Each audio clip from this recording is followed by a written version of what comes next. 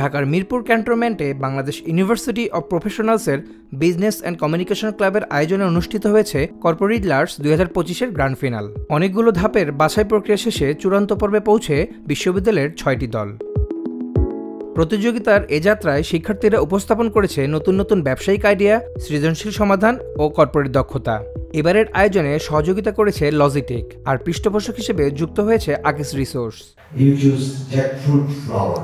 Yes, sir. It has texture problem. So you choose. আয়োজকরা জানিয়েছেন, অংশগ্রহণকারীদের এই প্রতিযোগিতা শুধু প্রতিদ্বন্দ্বিতা নয়, বরং তরুণদের জন্য এক বিশেষ শেখার সুযোগ, যেখানে তারা নিজেদের প্রতিভা তুলে ধরতে পারছে দেশের শীর্ষ কর্পোরেট ব্যক্তিত্বের সামনে।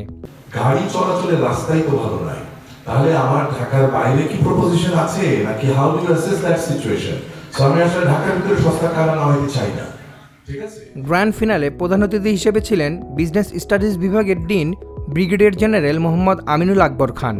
বিচারক হিসেবে উপস্থিত ছিলেন আকিস কনসাল্টিং লিমিটেডের সিইও শাহরিয়ার ইশতিয়াক হালিম, আকিস রিসোর্সের chief business development officer Mohammad Taufiq Hasan, deputy chief operating officer Sohanur Rahman সহ আরও অনেকেই।